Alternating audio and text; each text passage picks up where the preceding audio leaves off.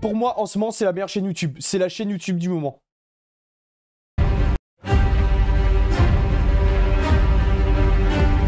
Aujourd'hui, je vous embarque dans une course pour repousser les limites de l'homme. Une En plus, pour ceux qui sont pas au courant, je prépare un marathon, donc c'est un peu dans le thème. course pour étendre notre champ du possible. Une sorte de plongeon dans l'obscurité, là où les risques ne sont plus mesurables et là où les répercussions sont encore inconnues. Cette course, beaucoup l'ont définie comme impossible. Mais comme souvent dans notre histoire, un beau jour, l'impossible s'est produit. Djibouti sur des JO. Et les précurseurs qui auront réalisé l'impossible entrent alors à tout jamais dans l'histoire, emportant avec eux toute une espèce. Dans notre société, on les appelle scientifiques, artistes, philosophes ou entrepreneurs. Dans le sport, on les appelle athlètes. Mais surtout que moi je connaissais Ils pas. repoussent des chronos que nous estimions imbattables, dépassent des distances que nous considérions inatteignables, ou écrasent des records que nous pensions immortels. Et il y a 100 ans, dans peut-être le plus mythique des sports, existait un chrono, une barrière, considérée par 99% des gens comme intouchable. Tellement intouchable que la barrière en est devenue mythique. Tellement intouchable que cette barrière est devenue une sorte d'allégorie de la limite humaine. C'est fou, hein. Mais depuis 50 ans, année après année, cette certitude s'est petit à petit estompée. Et depuis que ce jamais s'est transformé en peut-être, alors la course a commencé. Comment il Johan Diniz, on est d'accord, les mecs, Johan Diniz, c'était... C'était marathon ou c'était marche rapide? Celui qui s'est fait caca dessus. C'était marche rapide. Ok, d'accord. Une course pour repousser à la fois les limites de l'homme et notre barrière du possible. Et dans cette vidéo, nous allons tous ensemble vivre cette course. Elle fait très exactement 42 km 195. Mais en réalité, comme je vous l'ai déjà dit, elle aura duré plus de 50 ans. 50 ans afin de trouver l'homme qui parviendra donc à réaliser un marathon sous les 2 heures. Et qui entrera dans l'histoire à tout jamais. Regardez le chrono, moins de 2 heures, il va le faire, il va aller chercher son... Alors un marathon en moins de 2 heures, c'est la folie. Hein. Bon, si vous n'avez jamais couru de marathon, je peux comprendre qu'il ne soit pas aisé de saisir la portée de l'exploit que serait un passage sous les 2 heures. Alors je vais essayer de mieux vous le faire comprendre. Déjà, un marathon, pour le commun des mortels, c'est avant tout une épreuve d'endurance. C'est au-delà du temps, simplement réussir à courir plus de 42 km. 42 km qui mettront à l'épreuve non seulement votre force, mais aussi, et surtout, votre cœur. Courir un marathon, c'est un peu comme vous battre contre vous-même, contre votre tête qui vous supplie d'arrêter pendant que vos jambes... Mais déjà, faire 42 km en courant, même moi je me dis là, parce que je vais le faire à celui des JO, mais comment je vais faire pour finir? Mais le faire en moins de 2 heures, c'est des aliens, mec. ...crient à l'agonie. Et ça, peu importe votre vitesse. Mais courir 42,195 km en 2 heures, c'est tout autre chose. En fait, c'est un sprint permanent, car il faut atteindre une vitesse moyenne de 21,1 km/h, soit 2 fois plus que celle d'un coureur moyen. Mais pour moi, l'exemple le plus parlant, c'est la comparaison avec le 100 mètres. En fait, courir le marathon en 2 heures, c'est courir 422 100 mètres d'affilée en 17 secondes. Mais mec, c'est je énorme. sais pas si vous vous en rendez compte, mais c'est une allure démentielle. Déjà faire le 100... En fait, moi je sais pas combien je fais au 100 mètres, mais je fais un temps pourri.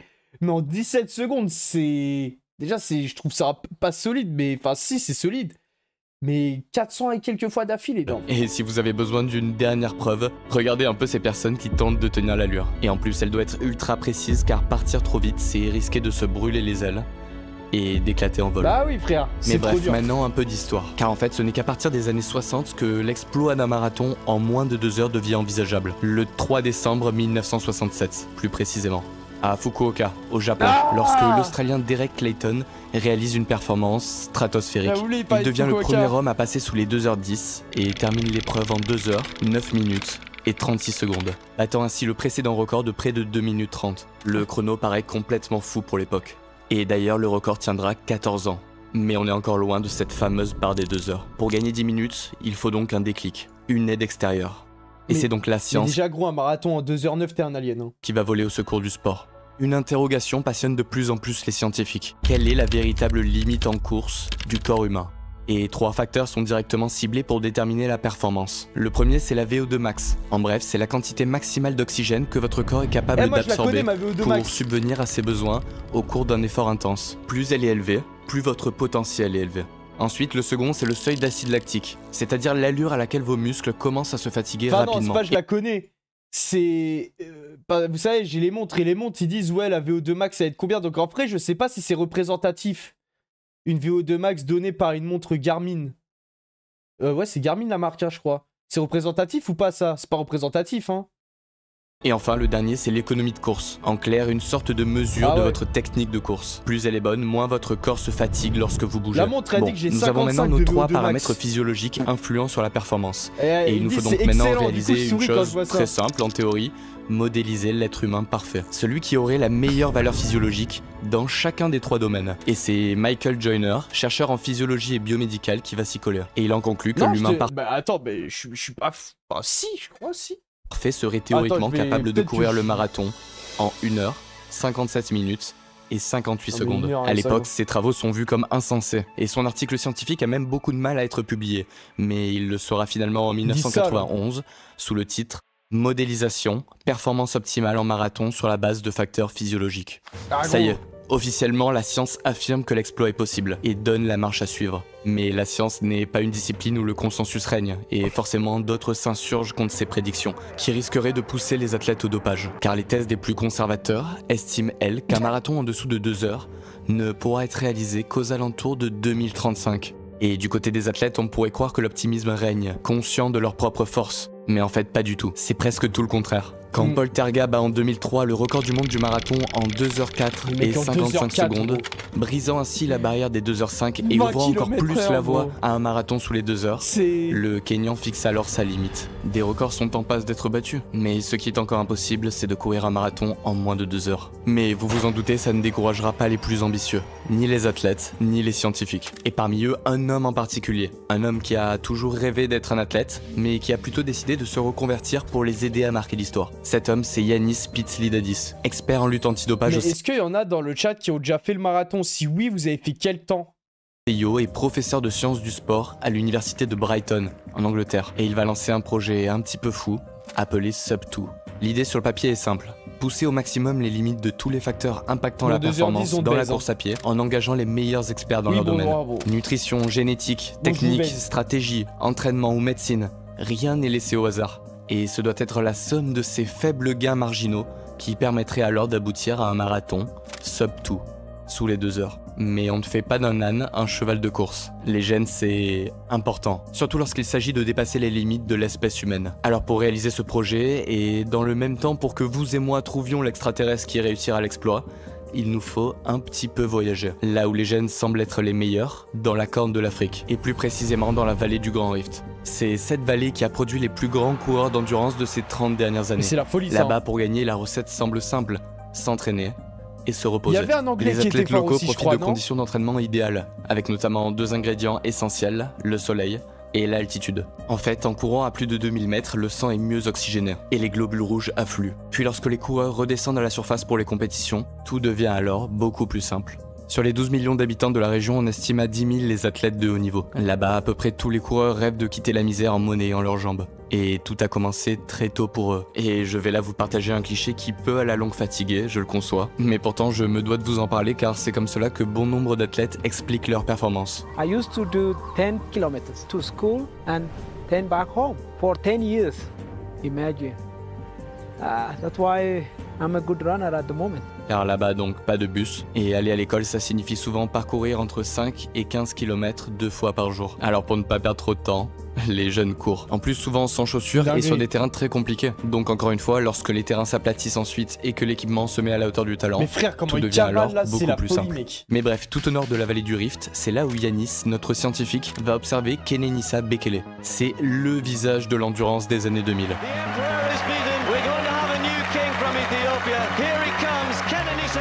It's going to be gold for Ethiopia. It goes to the young man, it goes to the youngster, it goes to Bekele. Oh là là, il part au sprint, on dirait un coureur de 400. On dirait un coureur de 400, c'est hallucinant. Je sais pas combien de kilomètres ça fait là. Leur vitesse, mais c'est effrayant. Regardez, tous les coureurs laissent passer. Kenenisa Bekele Au bout de 26 minutes encore, et c'est l'avènement définitif. Kenenisa Bekele du village de Pekoji sur le plateau d'Arsi en Éthiopie. Regardez-moi cette dernière ligne droite.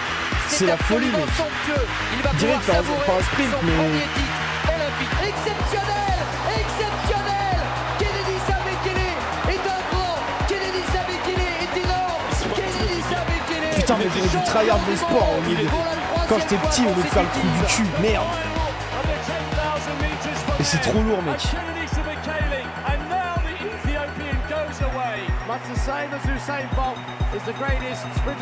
27 minutes, 10 km, c'est énorme, mais c'est, frère, c'est n'importe quoi. Mais vraiment, moi, quand je fais, après là, je commence à courir, donc voilà, donc j'ai pas des temps de fou. Mais déjà, je sais pas, je fais un 10 km en, je sais pas, en 48 minutes, je suis grave content. Mais je me dis, il y a des mecs qui le font en 26 minutes. 26 minutes, mec. C'est une folie. Vraiment, c'est... Pour ceux qui ne courent pas, c'est vraiment genre... Tu te demandes comment c'est possible. Il y a un pote à moi à La Rochelle, j'ai vu son temps, j'ai pété un câble. Il a fait 10 km, je crois, en 30 minutes ou en 31 minutes. Mais vraiment, j'ai pété ma tête. J'ai pété ma tête. Mais... Comment tu fais ça, gros? What a superb race. This race is all about one man. We're looking at the greatest distance runner in history. Il est triple médaillé d'or au JO et 5 fois champion du monde sur le 5 et le 10 km. Bon, c'est une légende vivante, mais en 2015, l'Éthiopien est dans le dur, en perte de vitesse suite à des blessures. Et c'est le moment que choisit Yanis pour lui proposer un nouveau programme. La recette, nutrition, hydratation, récupération. Et je sais, ça paraît évident pour vous. Mais étonnamment, ça l'est beaucoup moins pour certains athlètes de la vallée. Par un manque d'informations déjà, mais aussi car les croyances religieuses peuvent parfois rendre méfiants vis-à-vis de la... McTominay avait posté une story, il a couru 5 km en 15 minutes. Voilà, putain, ça que j'avais vu. Science. Utiliser les services d'un kiné pro, c'est par exemple prendre le risque qu'il ait manipulé d'autres athlètes avant vous et qu'il ait donc accumulé de l'énergie négative. Énergie qu'il étalera ensuite donc sur votre corps. Ouais, bon, au début, le partenariat est difficile, mais au final, il fonctionne. Et un an plus tard, à Berlin, Bekele remporte le marathon et échoue à seulement 7 secondes du record du monde, détenu par le Kenyan Denis Kimeto. Nous sommes là en 2016, la science est en train de progresser à une vitesse folle et il ne reste plus que 3 minutes à aller chercher. La méthode commence donc à faire ses preuves. Et dans la vallée du Grand Rift, c'est une petite révolution, car jusqu'ici, les performances étaient une sorte de miracle de la nature. Depuis le plus jeune âge, les coureurs de la vallée forment leur corps pour performer, mais sans même le savoir, accumulant les kilomètres en altitude, arpentant des terrains compliqués, sans nutritionniste, sans docteur, et parfois même sans coach. D'ailleurs, lorsque les premiers occidentaux ramènent des moniteurs de fréquence cardiaque ou autres gadgets, les athlètes de la vallée rigolent. Eux connaissent déjà leur corps par cœur, et les croyances religieuses expliquent ensuite de toute façon ce qu'ils n'arrivent pas forcément à déchiffrer. Mais bref, ce qu'il faut que vous reteniez, c'est que la vallée du Rift possède les 2 ingrédients essentiels pour trouver notre athlète capable de courir un marathon sous les 2 heures. Un niveau de performance déjà ultra élevé, et un potentiel réel encore méconnu. Les diamants peuvent donc être encore polis. La science nous a donc montré le chemin, et maintenant nous savons où trouver les meilleurs talents de la planète. Alors il faut maintenant passer à la pratique. Et c'est le pari fou que va tenter Nike, en développant un projet sur 6 mois à 35 millions de dollars. L'objectif est simple, rentrer dans l'histoire et faire de sa chaussure celle qui aura permis l'exploit. Le nom du projet, Breaking 2. La recette est toute simple, prendre les coureurs les plus talentueux au potentiel encore méconnu et les assister des meilleurs préparateurs afin de les mettre dans des conditions idéales. Nous sommes le 6 mai 2017, sur l'autodrome national de Monza, en Italie, temple de la vitesse et circuit de F1 le plus rapide au monde. Et c'est ici que 3 athlètes Nike vont donc tenter de briser la mythique barrière. Et je vais bien sûr vous les présenter. Le premier, c'est donc lui, Zersone Tadesse, érythréen et médaillé de bronze au JO d'Athènes sur le 10 000 mètres. Mais surtout, détenteur des 2 meilleurs temps de l'histoire sur semi-marathon. Pour lui, son histoire est un cliché. Petit, il courait chaque jour 2 fois les 14 km qui le séparaient de son école. Il est ensuite repéré et devient le premier coureur érythréen au JO. Son record sur 42 km est seulement de 2h10. Mais ses tests physiques sont incroyables. Il ne produit pas d'acide lactique. Pour réussir, il devrait battre son propre record de plus de 10 minutes. La tâche semble donc impossible, mais il existe un gros motif d'espoir. Il ne s'était auparavant jamais hydraté pendant ses courses d'endurance. Le second, c'est Lelisa Desisa, éthiopien, double vainqueur du marathon de Boston en 2013 et 2015. Son record personnel est à 2h 4 minutes 45 secondes, mais ses tests physiques sont plutôt inquiétants. Son unique espoir, sa capacité mentale à se surpasser. Et enfin, le dernier, c'est lui.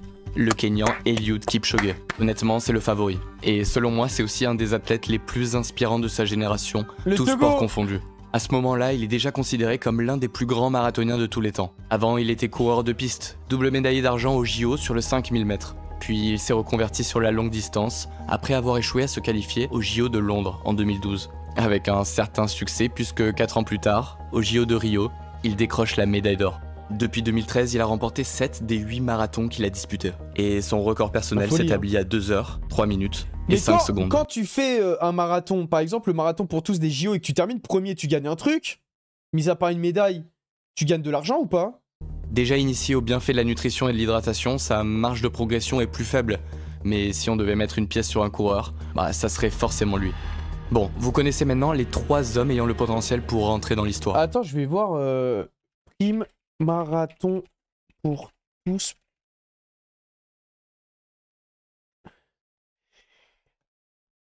Les primes du marathon de Paris. MSN.com, hein, la gueule. Hein.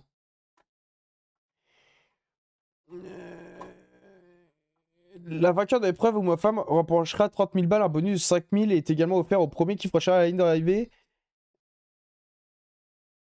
Un autre bonus de 5 000 est possible en cas de nouveau record de la course. Ouais, mais c'est pour les athlètes, ça. Non? Ça, c'est pas pour... Ouais, ok. Ok, 30 000 balles. C'est pour... Ouais, bon. Le 15 premiers chez les hommes... financière, hein. Après, ouais, t-shirt et médailles, bon. Et la vidéo?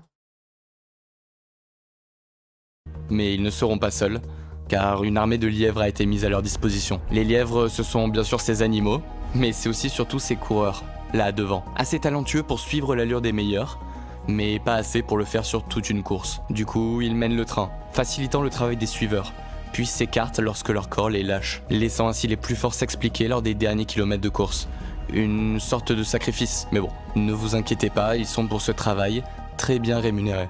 Mais là, ce n'est de toute façon pas une course officielle, alors les règles sont un peu différentes. Les lièvres ont le droit de se relayer, et peuvent donc accompagner les 3 prodiges sur l'entièreté de la course. En fait, à chaque tour, 3 sortent et 3 entrent pour que le tout forme un V, afin de réduire la traînée. Un peu comme dans un peloton du Tour de France. Et bien sûr, les équipes de Nike sont aussi prêtes, car les 3 athlètes portent leurs toutes nouvelles chaussures, censées procurer aux prodiges un gain d'énergie de 4%. Un record et le coût marketing serait énorme. Il est 5h45, le jour ne s'est pas encore levé sur le temple italien, mais 200 journalistes du monde entier sont pourtant présents pour immortaliser un potentiel moment d'histoire. Les conditions de course sont parfaites, un circuit plat, très peu de virages, une température douce et une altitude faible. Toutes les conditions sont réunies, tout a été perfectionné pour que cette somme de gains marginaux puisse enfin rendre l'impossible possible. Et au départ de la course, coach et scientifiques évaluent les chances de succès du projet à 40%. Ah, il a pété. Dès le début, le rythme est imprégné par les lièvres. Pour nos 3 champions, il n'y a en fait qu'un seul objectif, le tenir. Puis le soleil se lève, et au 12e kilomètre, c'en est déjà trop pour l'Elissa, qui décroche. Les tests préliminaires avaient vu juste, son corps a trop de limites. Il ne deviendra pas le premier homme de l'histoire à passer sous les 2 heures. Et à la mi-course, Zerzené commence lui aussi à lâcher. Il a pris seulement quelques secondes de retard, mais ces secondes valent cher. Elles atteignent le moral et surtout, elles l'éloignent des lièvres, de leur allure mathématique et de leur protection face à l'air. Puis les secondes deviennent alors 1 minute, et c'en est aussitôt fini. Le rythme était bien trop élevé. Il ne reste alors que lui, Eliud Kipchoge, l'unique espoir restant. Un peu comme prévu au final, je vous l'avais un peu déjà dit. Mais bref, précis, calme, il arrive tour après tour à tenir l'allure des lièvres. Mais au 35e kilomètre, malgré une course presque parfaite, la projection de temps affiche 2 heures et 6 secondes. L'unique espoir, maintenir ce retard et miser sur l'adrénaline du dernier tour. Pour vous rendre compte de la vitesse, regardez le cycliste comment il pédale à côté à la vitesse de ses roues, mec. Pour réaliser un ultime 1500 mètres de légende. Gros. Mais au 40e kilomètre, le retard est maintenant estimé à 18 secondes. Nous sommes dans le dernier tour et le visage du Kényan est maintenant marqué. L'effort est à la pointe de sa violence. Il ne reste alors plus que la tête pour emmener les jambes vers le record. C'est cool de courir derrière une voiture essence. En fait, il y a un mec du chat, il a expliqué c'était une voiture électrique. Ce qui fait qu'en termes de respiration, de l'air et tout, en gros, c'était pas dérangeant. Puis, à bout de force, Eliud Kipchoge passe la ligne d'arrivée. 2 heures, 0 minutes, 22 secondes. Putain, 2 heures et 22 Eliud secondes. Kipchoge gros. ne l'a donc pas fait. Enfin, il ne l'a pas fait, mais en fait, c'est un peu comme s'il l'avait fait. Il n'a certes pas passé la barre des 2 heures, mais il en est arrivé si proche qu'il a prouvé que c'était possible, que l'homme en était capable. Le précédent record du marathon était de 2 heures, 2 minutes et 54 secondes, et le Kényan est parvenu à l'améliorer de plus de 2 minutes 30. Le record ne pourra certes pas être homologué, mais l'essentiel est là. La barre se rapproche. Il ne manque maintenant plus qu'une demi-seconde par kilomètre au Kényan pour réaliser l'exploit. Zerzené finira lui en 2:06:51, améliorant son record personnel de presque 4 minutes.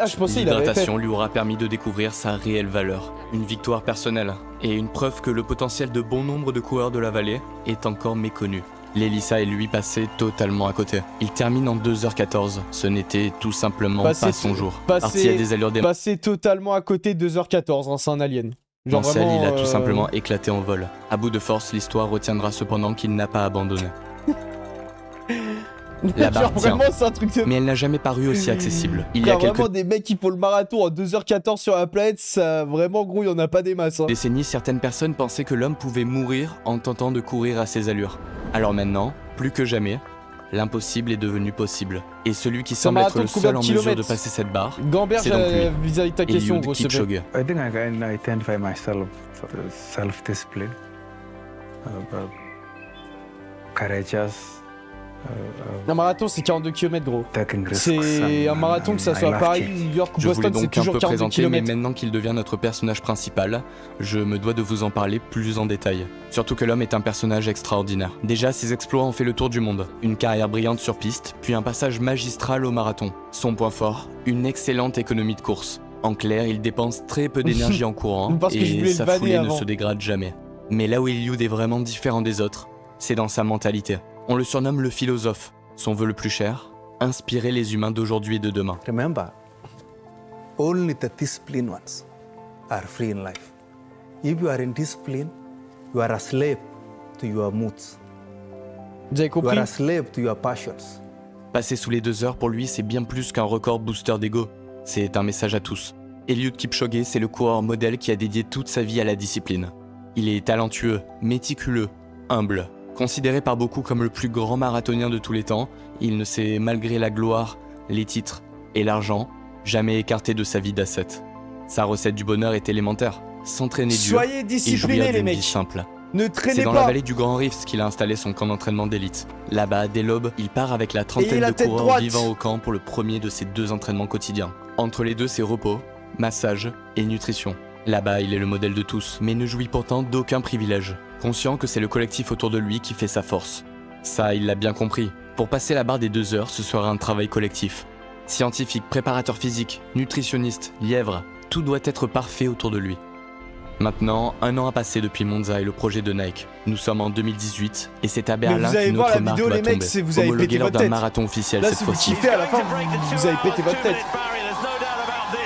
The greatest performance in the history of marathon running on the male side. He smiles now. He knows the record is his. The Olympic champion is the world record holder. 2 heures, 1 minute, 39 secondes. Et ce qui semblait déjà clair devient alors évident. Si un homme aujourd'hui peut descendre sous la barre des 2 heures, ce ne peut être que le Kenyan. Du côté des Ça, c'est sponsors, le homologué. projet Breaking 2 de Nike a donné des idées à d'autres. À date Et de la 3 notamment semaines, à la vidéo. Ineos, mastodonte britannique de la pétrochimie, qui décide de retenter l'exploit. Nous sommes maintenant le 12 octobre 2019, et c'est le moment pour moi de vous emmener à Vienne, en Autriche. Ce sera ici qu'Eliud Kipchoge tentera de battre la mythique barrière, juste à côté d'un autre endroit mythique dans lequel merde. je vais d'abord vous emmener, Ah non, La putain, première- Olskard, ouais, c'est des bons, ouais. en Autriche. Pour rappel, nous sommes le 12 octobre 2019, il est 8h du matin, les conditions sont parfaites, et Eliud Kipchoge se lance une nouvelle fois à la poursuite de son rêve. C'était une sponsor, c'est pour ça que j'ai sauté. One man will attempt to go where no man has been before, pushing his body and mind to the limit. C'était un With the sponsor, aid of les gars. scientific research and meticulous preparation, Kenya's Eliud Kipchoge will hope to run 26.2 miles in under 2 hours, and in doing so, beat one of the great sporting barriers of our time. We have liftoff. Apollo Kipchoge. Mais mec, c'est is dingue, up and là, away. quand même. La putain. recette a déjà été donnée. Le but sera donc de faire la même chose qu'à Monza, mais en Vraiment, corrigeant c'est certaines impressionnant. erreurs bien identifiées. Fini les ravitaillements à l'arrêt par exemple. Les bidons seront dorénavant donnés à vélo. Fini aussi les lièvres positionnés en V. Ils seront maintenant en V mais inversés. Conseil d'une entreprise spécialisée dans la recherche aérodynamique. Et leurs profils ont été sélectionnés sur mesure. Ils seront 41 et pèseront au total 55 Non, y a médailles pas- olympiques et mondiales. En clair, les meilleurs coureurs du monde se relayeront pour amener le Kenyan jusqu'à la ligne d'arrivée. Toute une discipline Mais réunie c'est pour un vraiment. exploit. Au kilomètre 20, le Kenyan commence à être dans le dur. So through 20 kilometers, 2:52, so just outside the desired 2:50 pace. Mais mec, le rythme au kilomètre est de 2 minutes 40, c'est la folie, genre vraiment. 2 minutes 50, en vrai, mais je vous rendais pas compte quand c'est ridicule, tellement c'est une perf de malade mental. C'est. Vraiment, c'est un truc de foutaré. Déjà, quand au kilomètre, je fais 4 minutes. Je fais 4 minutes 30. Genre, vraiment, je suis à 2 doigts de m'effondrer. Mais 2 minutes 50, c'est un truc de malade mental, les mecs, vraiment. Pour ceux qui ne savent pas la course, quoi. Genre, en vrai, pour le commun des mortels, c'est comme si vous sprintez. Vraiment, c'est un sprint. Que gouttes de pluie commencent même à tomber. Mais le plus dur ne fait en réalité que commencer. Car c'est aux 3/4 de la course que se dresse l'adversaire le plus redoutable. Un adversaire impitoyable, mais pourtant invisible aux yeux des non-initiés. Le mur des 30 km. Les 30 km, c'est une barrière autant physique que mentale que n'importe quel coureur s'inscrivant à un marathon une fois dans sa vie devra affronter sur sa route. Du plus novice au plus expérimenté. En fait, pour vous expliquer, aux 30 km, vous avez fait la majeure partie du chemin. Mais la course est encore longue, et soudainement, le ciel vous tombe sur la tête. Car lorsque vous effectuez un effort intense, le corps utilise principalement ses réserves de glycogène pour s'alimenter et lutter contre la fatigue. Mais une fois ce stock épuisé, le corps pioche alors dans ce qu'il reste, la graisse. Mais le processus pour la transformer en énergie est beaucoup plus lent qu'avec le glycogène, ce qui crée une fatigue soudaine. Et c'est vers le 30e kilomètre que le corps arrive en rupture de glycogène. Les muscles créent alors leur souffrance, chaque pas devient un défi, et chaque inspiration un combat. Ce mur, c'est donc un test de caractère qui ne laisse passer que les plus forts et où chacun peut tout perdre. Et Kipchoge vient tout juste de le passer. Là, en plus, mais le marathon de Paris, ils ont mis le 30e kilomètre avec genre une montée de fou furieux, genre vraiment un truc de fils de pute, c'est terrifiant. Tombe bien, devient un défi. Et chacun... mecs, ouais, regardez le mec qui court sur le côté, les mecs. C'est vers le 30e kilomètre que le corps arrive en rupture de glycogène. Les muscles créent alors leur souffrance. Gens sur le côté, hein. Chaque pas devient un défi. Et chaque inspiration regardez, un combat. Regardez comment il sprint. Ce mur, c'est donc un test de caractère qui ne laisse après, passer que les plus forts et où chacun peut tout perdre. Et Kipchoge vient tout juste de le passer, mais ça tombe bien, car comme le dit l'adage au Kenya, un marathon, ça ne commence réellement qu'au 30e kilomètre. 30K gloves are thrown down to the road, hats are off, now it's the real fighting begins. And Elliott doesn't have competitors to be fighting against, but his race is against the clock today in a race towards history. Approaching 1 hour 30, 1.5 hours about to click round on the clock. We are into the final quarter of this race. Just over 2 kilometers to go. Well, they are comfortably on the last lap here, the last loop, and he's smiling again. Usually the smiling right now, I think it's because he's hurting, but hopefully there'll be a mixed smile of pain and pleasure at the finish. 1.2 kilometers to go. He is almost there. He's getting now.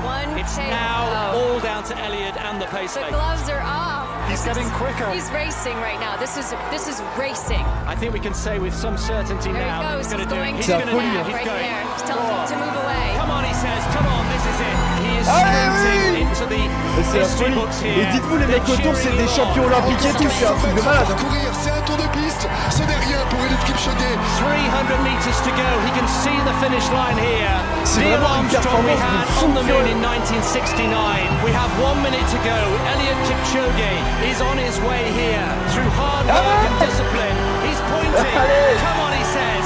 Eliud Kipchoge has the hand of history on his shoulder. Eliud Kipchoge pour l'éternité, le meilleur marathonien de tous les temps, a tout donné pour réussir son pari. Let's keep an eye on the clock into the final 20 seconds. Eliud Kipchoge. 1h59 minutes et 40 secondes. Eliud Kipchoge, le premier marathonien, le premier homme de l'histoire à descendre sous les 2 heures sur marathon. Kipchoge was right. No human is limited. Ça y est, plus question de spéculation. Un être humain est bien capable de courir un marathon en moins de 2 heures. Ce qui paraissait impossible il y a encore 50 ans. Moi, ça me donne des frissons, ça me donne des émotions, des trucs comme ça. Vient d'avoir lieu. Je te jure, mais restez encore un petit peu, car la vidéo n'est pas terminée. En fait, Eliud Kipchoge a bien réussi son pari, mais le temps ne peut pas être homologué. Car cette course ne respecte pas 2 règles essentielles du marathon. La première, c'est que les ravitaillements doivent être encadrés, pas donnés à vélo par exemple. Et la seconde, c'est que chaque coureur participant à la course en ait pris le départ. Et le problème, c'est donc que les lièvres se sont relayés. Mais écoutez, un marathon en moins de 2 heures est bien faisable. Mais le record n'est pas tombé. En tout cas, pour tout le milieu de la course, ça ne fait plus aucun doute. Ce n'est qu'une question de temps. Et c'est donc le moment de quitter Vienne pour vous emmener un petit peu plus au nord, en Allemagne. Encore à Berlin, où se tient chaque année son célèbre marathon. Il est considéré comme le plus rapide au monde grâce à un parcours plat et des conditions météorologiques souvent favorables. Et il a été le théâtre de nombreux records du monde.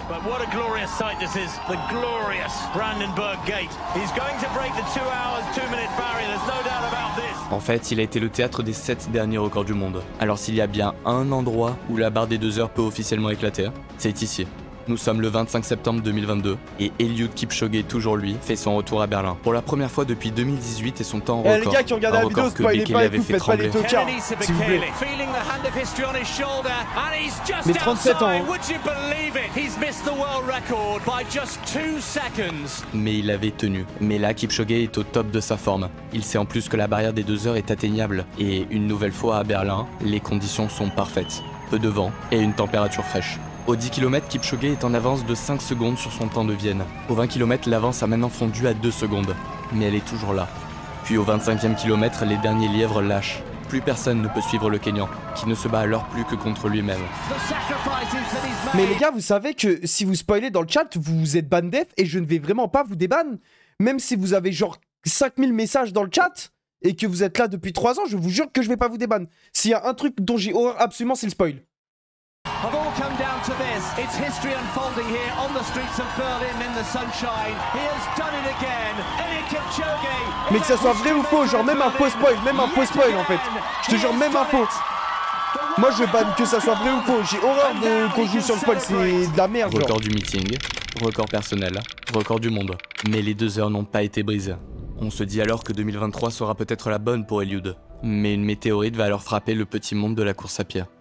Une météorite kenyane, du nom de Kelvin Kiptum. Et oui, voilà un nom dont je ne vous ai pas encore parlé. Et c'est normal car Kelvin réalise son premier marathon en 2022, à seulement 22 ans. Et regardez ce chrono, mais c'est la folie. 2h02, c'est fait. 2h01, 53 temps officieux. Mais c'est incroyable. Incroyable. C'est incroyable. Et vraiment, c'est la folie. Soir sous les 2h02. Derrière Kipchoge et Bekele. Bon, il le gagne avec un temps stratosphérique, certes, mais avant ça, seuls les spécialistes avaient vraiment entendu parler du coureur. Puis en 2023, dans la fraîcheur londonienne, il s'impose en 2h01 et 25 secondes.